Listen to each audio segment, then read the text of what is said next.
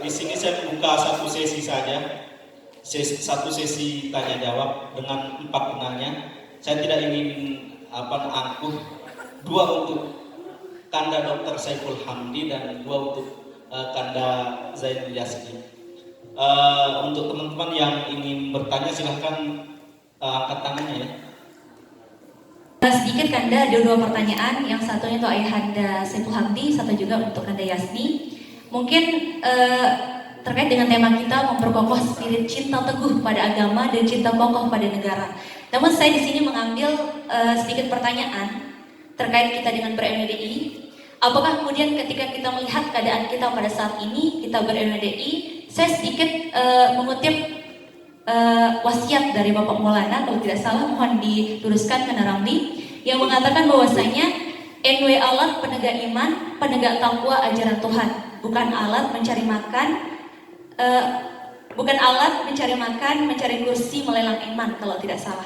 Nah, namun yang saya ingin coba mendapatkan pemahaman kepada Ayahanda, apakah kemudian ketika kita melihat keadaan kita saat ini ber-NWDI, banyak yang terjun ke politik, kita juga nanti akan terjun berpolitik, mungkin seringkali terjadi pecah belah di antara kita semua di saat kita salah beda pilihan begitu Ayahanda.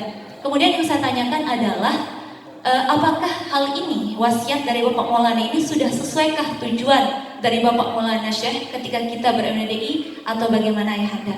Mungkin hanya itu pertanyaan untuk materi pertama.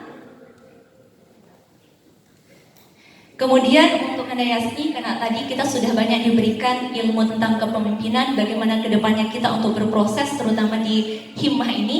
Saya ingin sedikit minta pencerahan Kanda, kalau Kanda Yasni tadi mengatakan berikan kita bagaimana kedepannya himmah ini, langkah nyata apa yang harus kita ambil sebagai mahasiswa menunjukkan eksistensi diri, terutama nih bonus sesuatu hal apa yang akan kita lakukan menghasilkan sesuatu tanpa meminta. Karena kalau kita berkegiatan kan Kanda, kita seringkali mengunjungi senior, seringkali pergi ke dinas-dinas, namun langkah nyata apa yang kemudian yang harus kita ambil, atau program apa yang Kanda tawarkan kepada kami kader Himmah NWDI cabang Mataram, yang mesti membuat kita semakin lebih baik tentunya untuk berhimmah, supaya kita tuh tidak kalah dari OKP lain misalnya, atau kedepannya itu terutama nih untuk Himmawati, karena kita ini sangat kekurangan sekali bagaimana kemudian cara kita menunjukkan eksistensi diri kita yang tidak kalah dengan ikatan-ikatan pelajar Nahdlatul Ulama mungkin atau lain sebagainya Kanda. Mungkin hanya itu, sekian. Wallahumma muwaffiq wal hadi ila sabilir rasyad. Assalamualaikum warahmatullahi wabarakatuh. Tadi nama saya Raudatul Akmal, mahasiswi Universitas Mataram sekaligus kader Himmah NWDI cabang Mataram. Terima kasih. Baik, terima kasih kepada teman-teman yang sudah bertanya. Di sini ada 4 pertanyaan. Tadi saya agak gimana ya, paling apa namanya 2 pertanyaan. Jadi satu untuk Kanda Yasni dan satu untuk Dr. Saiful Hamdi. Baik, langsung saja ya untuk pertanyaan pertama yang akan menjawabnya itu Kanda Dr. Saiful Hamdi. Yang pertama itu dari Raudatul Akmal. Apakah tentang wasiat tadi ya, sudah paskah kita ber-NWDI saat ini kalau nggak salah gitu ya, dengan dinamika yang ada pada saat ini? Ya, maaf Kanda, wasiatnya saya lupa tadi apa. Coba dibaca sekali lagi. Saya juga lupa wasiatnya. Tapi intinya bisa ditangkap lah ya, bahwa ada semacam warning dari wasiat itu, tidak menggunakan NWDI sebagai tempat untuk mencari sesuatu yang lebih begitu ya. Tapi kalau kita menghalangi sama sekali mungkin nggak bisa juga ya. Karena bagaimanapun organisasi NB maupun NWDI saya lihat tidak hanya tempat orang untuk berkontribusi dalam konteks beramal, tetapi juga bisa menghidupi orang lain. Apalagi pasca terbelahnya, terpecahnya 2 organisasi, saya melihat dari hasil riset saya itu ada beberapa dampak-dampak positif. Salah satunya adalah bahwa konflik NW ini memberikan peluang kerja buat teman-teman yang lain. Jadi ketika NWDI misalkan kekurangan guru, banyak teman-teman kita jadi guru. Apalagi kan dua-duanya berlomba-lomba bangun madrasah. bangun madrasah, bangun center-center yang itu kemudian menjadi tempat teman kita untuk bekerja. Begitu juga di Anjani ketika baru berdiri, saya kira banyak sekali orang yang bisa bekerja di sana. Jadi salah satu dampak positif dari perpecahan kita di Nahdlatul Ulama. Kemudian saya juga melihat misalkan munculnya tokoh-tokoh baru di ini.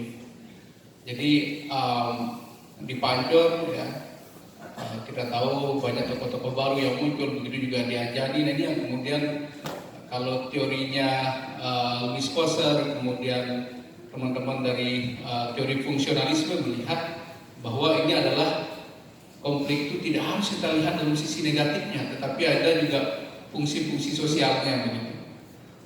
Kalau bahasa agamanya kan fungsionalisme itu hikmah ara, hikmah dia. Padahal kalau dalam teori sosial itu disebut dengan fungsionalisme itu, bahwa ada fungsinya di sana. Kenapa orang berkonflik ya? Jadi selain munculnya tokoh baru, misalkan juga kita lihat perpecahan kita ini ya banyaknya inovasi dan pengembangan. Ini yang mungkin kita lupakan. Gitu. Bisa nggak misalkan ya, ada orang mengatakan istilah konflik ini kita ganti dengan pengembangan Nahdlatul Ulama. Gitu. Dulu kan satu, sekarang jadi dua gitu kan. Jadi ada NW, ada NWDI. Makanya muncul kalau rumusan saya itu NW plus NWDI sama dengan Pastatul Khair. Kira-kira gitu ya. Rumusannya kira-kira gitu. Nah, langsung untuk yang kedua ya. Tentang pendapat. Ya, untuk mencari makan tadi ya, saya kira suatu yang wajar lah ketika teman-teman kita berorganisasi ya. Tetapi tidak kemudian itu menjadi niat kita. Karena kita tahu bahwa semangat NW ini kan semangatnya semangat religius.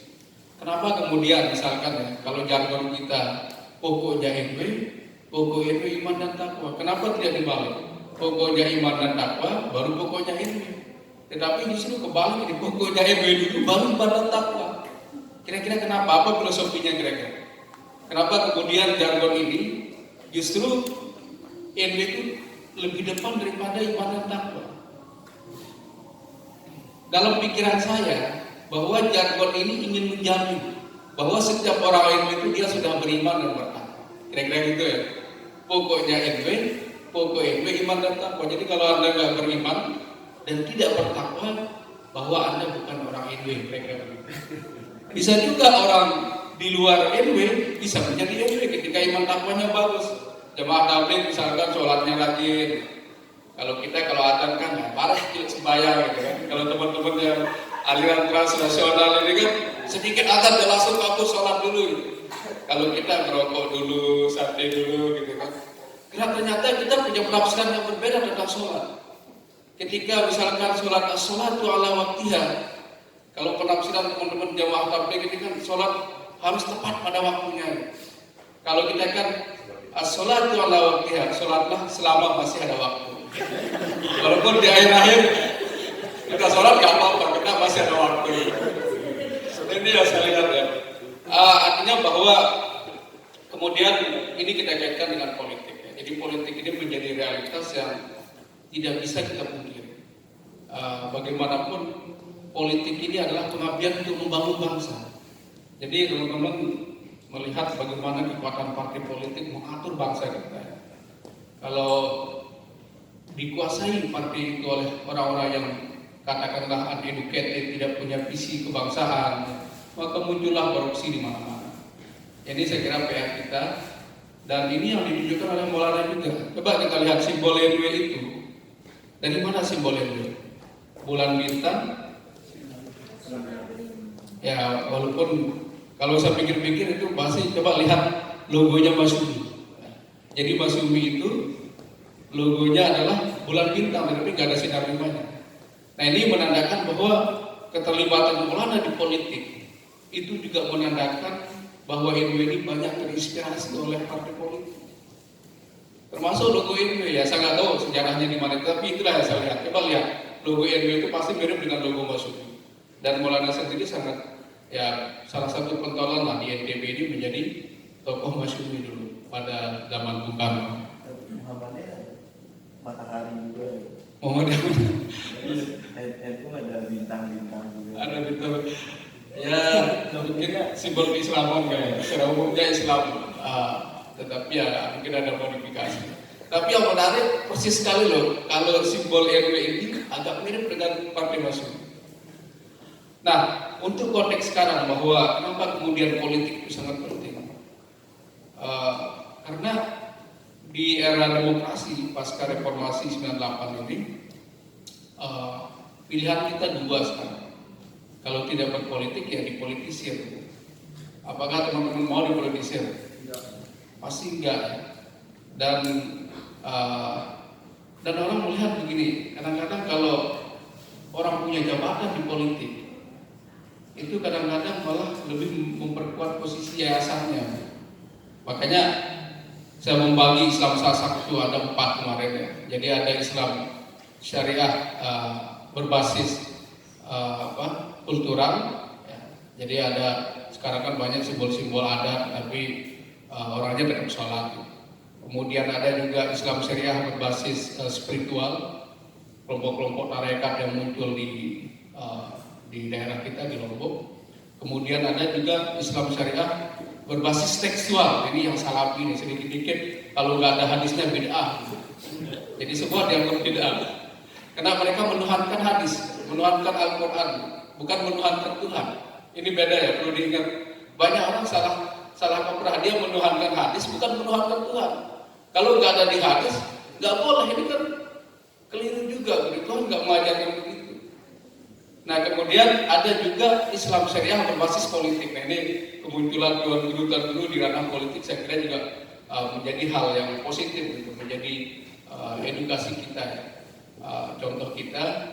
Karena tanggung jawabnya mungkin nggak hanya ngajar kita kuning sekarang, tetapi ngajar kita bernegara, memahami undang-undang, saya kira sangat penting. Dan potensi mereka untuk menang sekarang ini kan, siapa yang punya banyak suara, dia punya potensi untuk memenangkan pilkada maupun pemilu. Kenapa kemudian ormas-ormas Keislaman, NU, ya Muhammadiyah mungkin nggak terlalu kuat ya, walaupun ada PAN di sana. Kemudian ada NW dan NWDI. Nah ini PR kita ini ke depan ini. Kenapa kemudian NW dan NWDI belum punya partai politik? Kalau mau jadi presiden harus punya partai.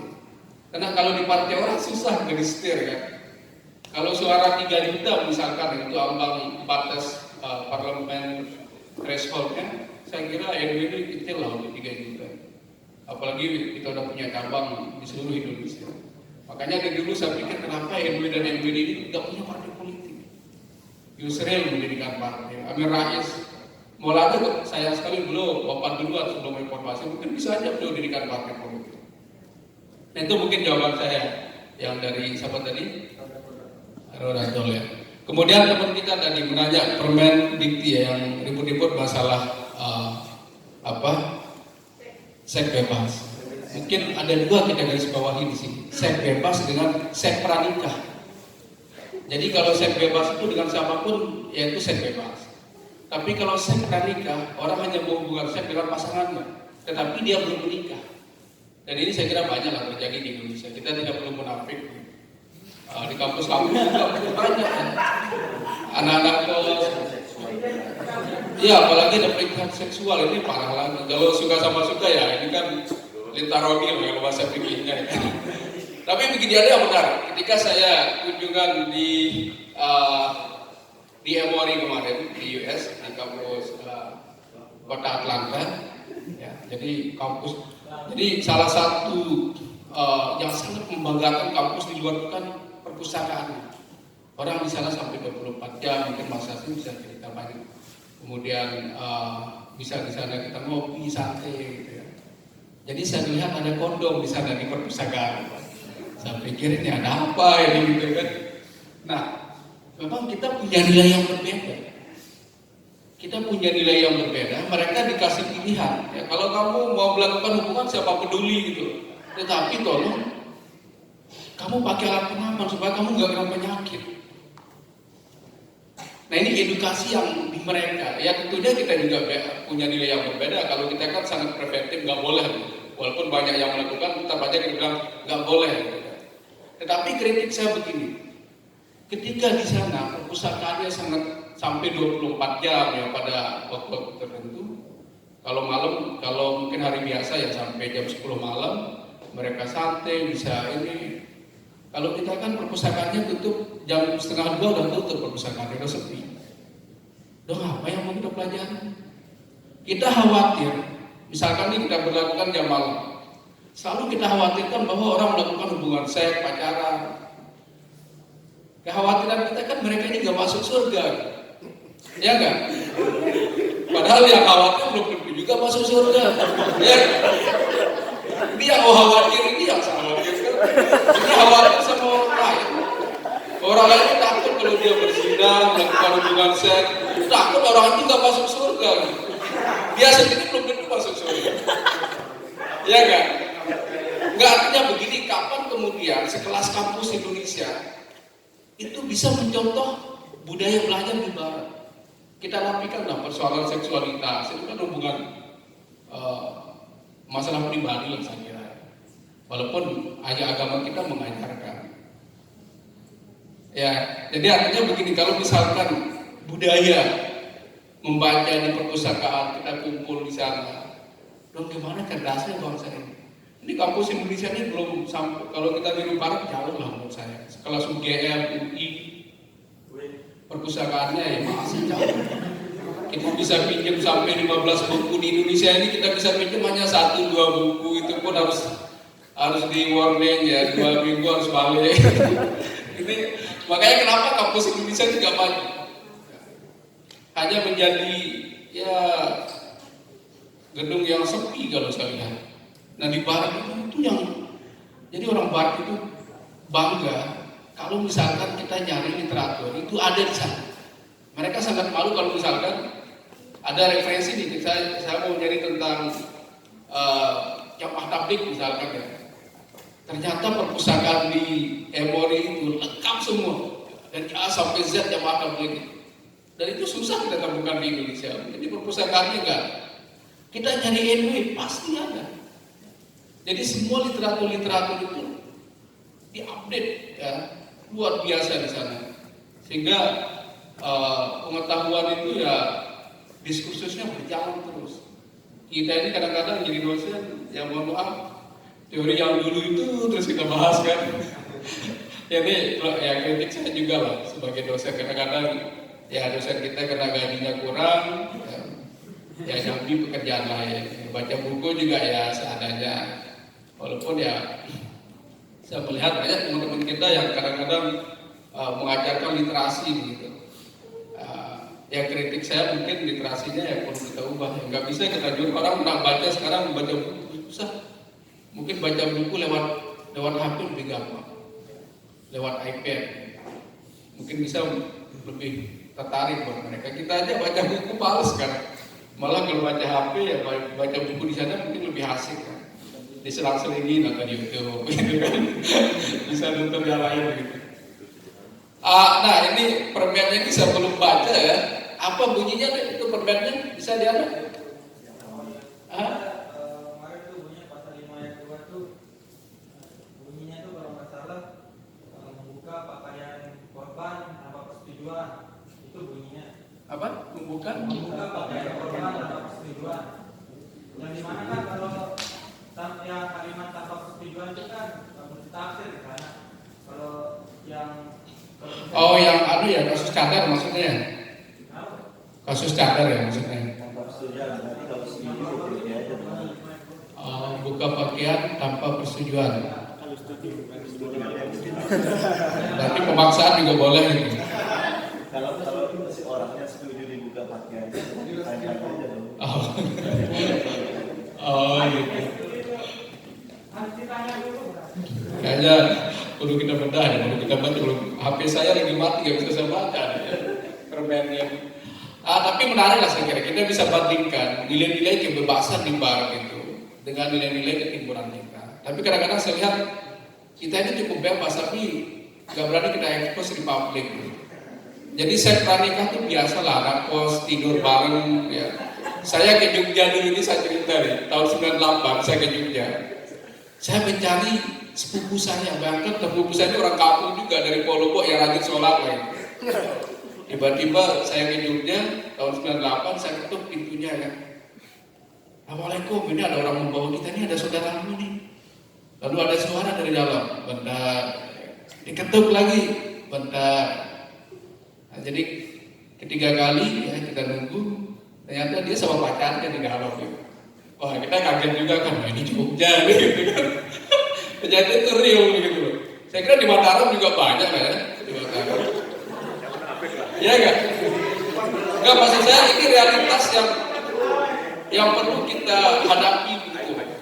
Jadi anak-anak di desa-desa sekarang kan udah biasa lah persoalan seks pranikah itu. Saya kira ini apa yang mau kita lakukan.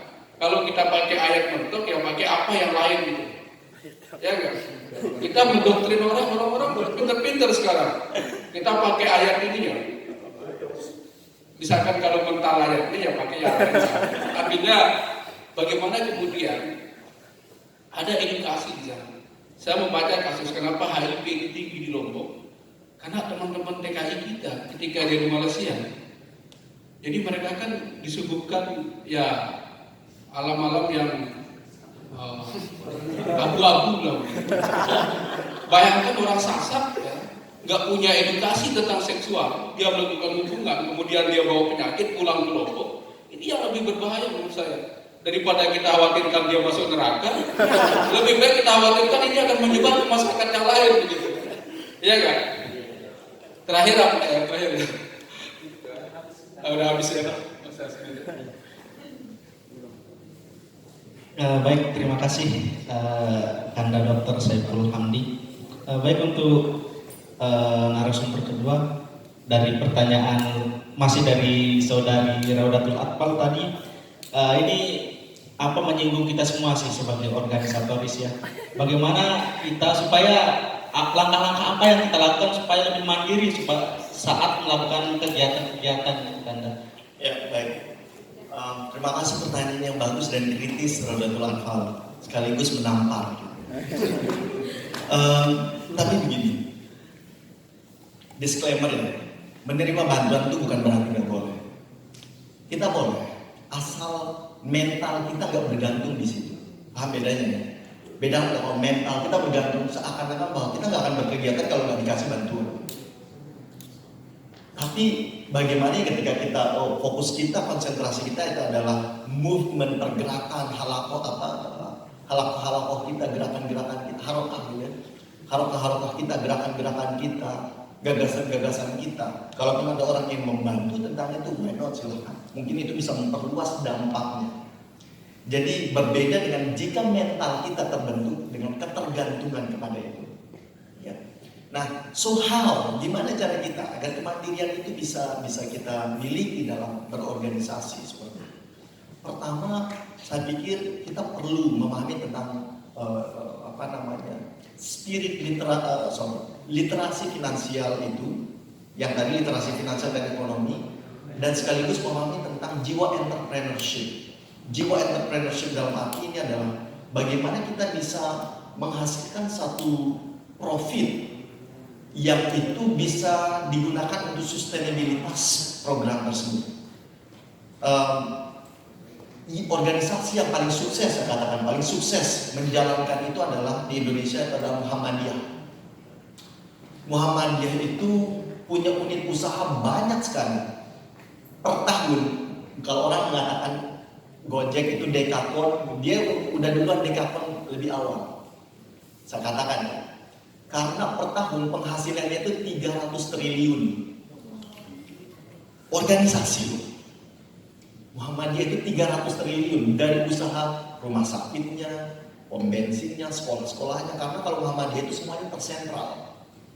Ada yayasannya itu dia tersentral. Jadi berbeda dengan kita yang hanya bersifat afiliasi. Jadi kalau misalnya ada yang mendirikan madrasah MBI, ya sudah aset apanya semuanya yang milik pendiri di sana yayasan itu. Kalau di Muhammadiyah semuanya izinnya, operasionalnya apa semuanya terpusat dalam satu yayasan yang ada di pusat. Sehingga semuanya pelaporannya enak gitu dan terkontrol. Dan juga jadi unit-unit usahanya tadi seperti misalnya ada martnya, pasar-pasar retail yang dibangun, SPBU-nya, pom bensinnya, terus juga rumah sakitnya, coba bayangin berapa rumah sakit Muhammadiyah, belum lagi kampusnya, universitasnya, penghasilan cukup besar dari kampus itu sendiri. Yang dari situ artinya Muhammadiyah itu bukan hanya sebatas organisasi, tapi dia juga berpikir bagaimana agar penguatan ekonomi itu bisa dilakukan agar jadi mesin organisasi. Dan itu kita di organisasi kita yang belum terpenuhi itu. Saya membayangkan apa jadinya, mungkin kita nggak tahu 10, 20, 30 tahun ke depan ketika NWDI itu tidak punya posisi di pemerintahan. Mungkin kita seperti di Anjani mungkin, ya, yang tidak tahu mau nyari apa kemana gitu ya. Tapi dalam arti gini, kita harus mempersiapkan diri. Maka NWDI dengan segala perangkat-perangkat di bawahnya berserta kader-kadernya sudah harusnya mulai berpikir tentang pemberdayaan ekonomi. Jadi di sini jiwa entrepreneurship itu harus ada. Makanya kalau ada program WAPA, kalau bisa itu masukkan tuh. Ada pengkaderan tentang literasi ekonomi dan finansial di sini. Supaya ini kader-kader jadi entrepreneur sehingga ke depan ketika berkegiatan tidak lagi mengandalkan nasi bungkus dari dana sumbangan, tapi semua sudah bisa membiayai diri sendiri gitu. Bahkan bukannya meminta tapi justru menyumbang, ikut menyumbang. Dan itu juga yang saya pribadi melihat bahwa dalam berjuang ini kita harus sudah financial freedom. Kita harusnya sudah bebas secara finansial.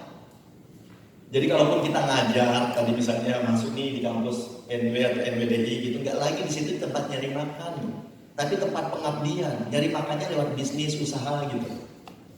Jadi bukan lagi nyari makan di organisasi, tapi justru kita kasih nih ayo untuk mengembangkan organisasi. Ada kader mau pelantikan apa? Yaudah nih pakai nih, enak sekali gitu loh. Makanya saya juga bercita-cita banget kalau di organisasi ini jadi kader yang kaya. Serius. Bisa nggak sih kita semua ini udah berpikir gimana cara kita menjadi kader-kader yang kaya gitu. Biar ke depan kalaupun tadi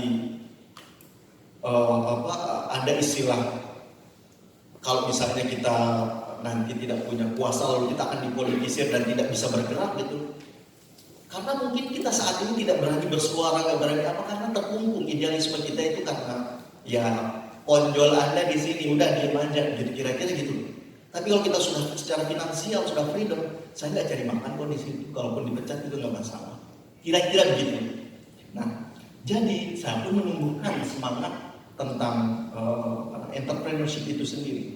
Ini bukan promo, tapi sekedar menjadi contoh. Saya juga ini nih.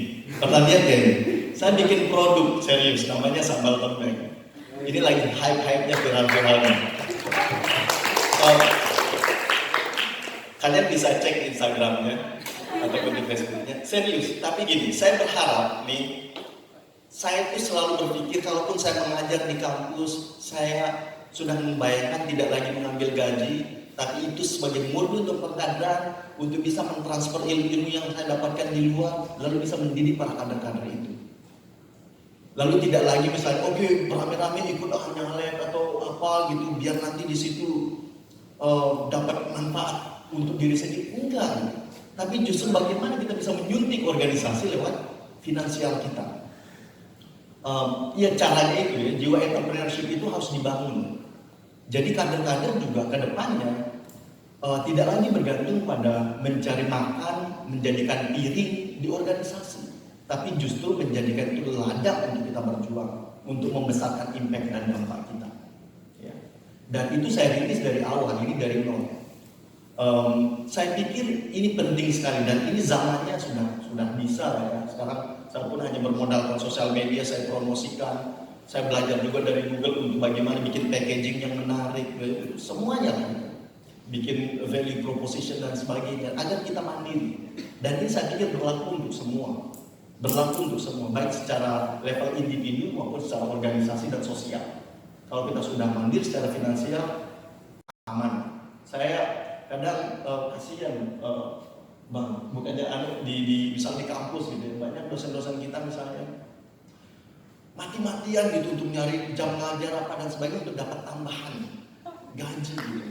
yang hanya beberapa saja gitu. Pas berapa sih gaji kita jadi dosen, bahkan sangat terbatas gitu. Apalagi swasta kali. Apalagi swasta, serius. Untuk hidup pas-pasan oke, bisa lah sekedar hidup. Tapi untuk bisa akhirnya nyumbang gitu ya, ketika ada kader butuh ini, nih gitu, tanpa mikir, itu nggak cukup gitu. Nah, jadi di dalam organisasi pun begitu. Coba deh himmah kita, ada usaha apa yang bisa kita bisa pikirkan. Saya ingat dulu ketika berorganisasi di kampus, ketika saya jadi presma, mungkin kalau kalian tahu sejarah saya sedikit, 2 hari pelantikan tuh saya demo gitu ya. Pada akhirnya pada saat itu BEM dibekukan oleh kampus, tapi saya ngotot untuk tetap berkegiatan. Bekukan akhirnya secara administratif dibekukan, secara anggaran juga dibekukan, tapi saya ngotot bahwa saya bukan dipilih oleh kampus, saya dipilih oleh mahasiswa. Jadi saya terus jalan berkegiatan. Permasalahannya bagaimana berkegiatan tanpa dana? Di sini kan kita akan berpikir secara finansialnya gimana kita bikin kegiatan-kegiatan yang berdana. Paling tercepat pada saat itu adalah dengan cara saya mengambil program kerja pemerintah pada saat itu. Apa di pemerintahan pada saat itu yang lagi hype dan ada anggarannya, yang butuh eksekusi. Saya datang ke Pak Sukiman, saya ingat masa-masa Pak Sukiman pada saat itu. Saya datang ke beliau, Pak, ada program apa yang kira-kira bisa kami eksekusi? Karena kalau dalam pemerintah program itu pasti ada anggarannya. Aneh kalau tidak ada program tanpa anggaran, atau ada anggaran tanpa ada program, pasti akan ada. Makanya bahkan di pemerintahan itu kan selalu bahwa untuk bikin kegiatan itu nggak bisa anggaran. Masalahnya pemerintah itu kadang dia nggak bisa mengeksekusi programnya. Dia butuh orang yang mengeksekusi itu agar anggaran itu bisa habis. Makanya kadang nggak bisa habis anggaran, akhir tahun dia adakan rapat-rapat di tempat mana gitu, yang penting berdana gitu. Terus bikin event-event penghabisan apa, tapi dananya gede-gede, dan dampaknya nggak begitu ini gitu. Ya saya lihat peluang itu. Artinya ada usaha kreatif di sana yang pada saat itu saya berpikir oke, untuk menghidupi BEM pada saat itu adalah harus ada dana. Lalu saya masuk ke pemerintahan, saya bilang, Pak sekarang kan lagi ini yang Pak unggulkan program yang dulu maghrib mengaji dan pemberantasan buta aksara Al-Quran. Ada programnya tuh, setiap kecamatan dianggarkan 20 juta. Saya bilang, Pak, mahasiswa kami ini banyak yang pahat juga, banyak hebat-hebat ngaji, dan kami punya sumber dayanya. Kami ambil program itu. Justru ditantang, kamu siapnya berapa kecamatan? Saya siapnya 2 kecamatan. 40 juta kami dapat 2 kecamatan tersebut. Saya habiskan 20 juta, teman-teman mahasiswa itu saya gaji mereka setiap kali ngajar Iqra di kampung-kampung. 20 juta sisa. Kami hadirkan ada kegiatan lagi program Pak Anies Baswedan pada saat itu, kalau kalian lihat seminar di kampus besar-besaran, yang ternyata dari situ pun dapat dana juga. Dapat dananya bukan minta, tapi ternyata Pak Anies Baswedan itu ketika saya undang dia datang ke sini, dia nggak mau menerima honornya. Honornya ternyata untuk kami berkegiatan. Ternyata nggak sulit nyari dana itu dalam organisasi selama kita kreatif melihat peluang. Dan saya selalu yakin Allah itu nggak buta gitu. Selama kita niat kita itu untuk berkontribusi, pasti dibukakan jalan gitu. Dan juga saya pikir, kalaupun di senior-senior kita yang lain atau orang-orang juga melihat kita berkegiatan aktif berkontribusi, mereka akan mencari kita nantinya untuk yuk saya ada proyek ini nih, saya butuh orang yang mengeksekusi, silakan jalankan. Dan kita kalau secara SDM sudah ada kader-kader, mau di mana? Setiap kabupaten kita punya. Tinggal kita mau atau tidak. Nah sekarang kita ini mau kreatif atau tidak. Sekarang kan posisi kita ada di atas nih. Udah 3 periode kita di atas. Mau nggak memanfaatkan itu? Ada program pemerintah apa yang bisa kita masuki di situ? Mau zero waste, mau apa? Pengadaan telur, ada kandang dikasih. Mau nggak di situ? Terus apa lagi? Tinggal kita mau aja kreativitas saja untuk melihat peluang-peluang ekonomi yang nanti jadi roda organisasi gitu. Ya. Dan ini real saya alami dulu ketika saya mahasiswa itu. Bayangin kita dibekukan kegiatan, tapi kegiatan kita anggarannya, tapi kegiatan kita jalan terus dan besar-besar pada saat itu. Bahkan mendatangkan MHI Najib dulu di Pancor itu satu tim yang pada saat itu untuk acara miladnya kampus pertama kali pada saat itu, yang secara dana kita dibekukan, tapi ternyata kegiatan kita besar-besar. Ya dari situ mulai dari satu kegiatan dapat sisa anggaran itu kita putar lagi untuk kegiatan yang baru, ternyata mendatangkan anggaran yang lebih besar lagi. Lihat polanya ya, berkegiatan dulu duit akan ngikutin, bukan duit dulu wadipiro gitu, enggak. Tapi berkegiatan dulu nanti duit bakal ngikutin. Dan saya pikir itu dia yang saya bilang, kalau minta-minta nyodorin sana sini, kesannya itu yang kayak gimana gitu ya, kayak kita nggak kreatif, terus mental kita jadi kayak bergantung pada anggaran, tidak ter-challenge, tidak tertantang untuk berpikir strategi apa yang bisa kita lakukan. Dan saya sering sekali melihat banyak organisasi-organisasi kepemudaan yang besar-besar yang sekarang lahir itu dari kreativitas mereka untuk melihat peluang, lalu menyusun strategi apa yang bisa dilakukan di situ. Nah di situ semuanya kan literasi entrepreneurship, skill entrepreneurship juga di sana yang ada. Oke, mudah-mudahan nanti ini jadi modal kita berjuang. Teman-teman silahkan bangun itu jiwa entrepreneurship itu dari awal, mulai aja dari diri sendiri. Saya sedang mulainya dari diri saya sendiri. Mudah-mudahan ini bisa jadi besar ke depannya dan selanjutnya bisa sama-sama mensupport untuk memberikan bantuan kepada hal yang banyak dan juga terutama untuk organisasi. Silahkan jangan lupa di follow Instagramnya. Terima kasih. Ini tinggal satu kadang tinggal satu. Oh ya, ini masalah perubahan nama UIN. Yang ditanyakan oleh saudara Rosid tadi, pertanyaan terakhir, apakah ada cara-cara supaya kita lebih menghargai jasa para pahlawan kita saat NTB itu lah karena gitu, supaya nama yang sekarang UIN itu bisa berubah menjadi Universitas Islam Negeri Zainuddin Abdul Majid, kira-kira begitu ya. Baik, sebenarnya kan semua sudah ada mekanismenya, ada aturan-aturannya, bahkan undang-undangnya ada. Saya sendiri belum membacanya, masih coba-coba baca itu. Kira-kira bagaimana itu untuk proses pengajuan perubahan nama tersebut. Cukup penting itu poin tadi juga ada kaitannya yang disampaikan sama Bang Pulham tadi ya, dimana bahwa ternyata posisi struktural itu juga bisa membantu. Posisi struktural itu cukup membantu untuk menggolkan agenda-agenda organisasi misalnya, atau agenda-agenda perjuangan. Kalau misalnya itu adalah bagian dari agenda, saya pikir yang perlu kita lihat juga, itu kan yang punya otoritas Kemenak ya, di Kementerian Agama. Kemenak itu kalau masuk di situ NU semua ya. Dan juga bahkan sekarang kita melihat bahwa rektor pun kita belum bisa pegang. Dosen-dosen kita masih ya oke lah, middle manager atau middle leader di situ, sebatas kaprodi atau dekan. Rektor pun kita belum bisa. Tapi ini bukan urusan masalah ada nilai politis atau tidak, tapi saya pikir mungkin perlu kiranya kita semua itu aware dengan nama-nama yang kalau sifatnya simbolik ya, lalu proses penyadaran bahwa milik Hamzah Dwadi ini sendiri milik semua, bukan milik NW atau NWD saja. Tapi kan ini hanya sebatas mungkin lipstick aja gitu. Hanya di mulut saya belum banyak, belum rata gitu kayak memiliki perasaan yang sama tersebut. Bahkan banyak, baru saja kita menyuarakan tentang itu, masyarakat saja banyak yang mengatakan seluruh pemain, anjing si Hamzah Dwadi misalnya, langan gue, bandara gue, milik kampus dan sebagainya.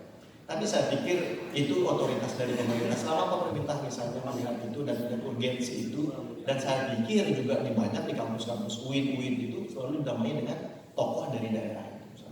UIN Syarif Hidayatullah, UIN Sunan Kalijaga, UIN Malik Ibrahim, UIN Sunan Ampel, terus Wali Songo, UIN Wali Songo. Seperti itu. Tinggal bagaimana nanti proses penyadaran itu, dan suara itu serempak dari internal situ juga. Dalam arti dari internal di UIN-nya sendiri, bagaimana melihat itu, kalau misalnya urgensinya itu penting, dan juga saya pikir itu bisa diajukan. Kalau sudah diajukan, saya pikir nanti dari pihak kementerian pun bisa. Dan saya pikir juga di internal kementerian juga perlu orang yang memang melihat itu sebagai jalan yang positif lah untuk menghargai pahlawan kita. Untuk mekanisme atau caranya itu pasti sudah ada aturan-aturannya. Tapi lagi-lagi kan ada faktor X tadi. Selain aturan ada faktor X yang juga mendukung untuk itu. Karena dari proses penamaan pahlawan nasional ini pun seingat saya diajukan sejak tahun 2009, lama, dan baru boleh itu 2017. 2009 itu Presiden SBY dari Demokrat, padahal kita juga Demokrat pada saat itu.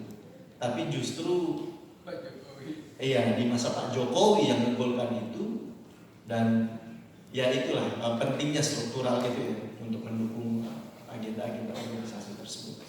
Ya, mudah-mudahan bisa menjawab. Demikian. Ada lagi?